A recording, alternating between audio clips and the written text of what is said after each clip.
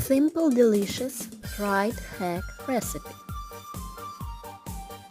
Remove innards from fish and cut into large pieces.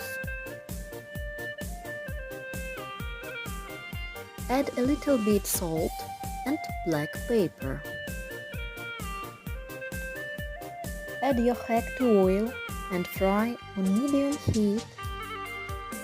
Cook for 2 minutes on each side before rolling flour.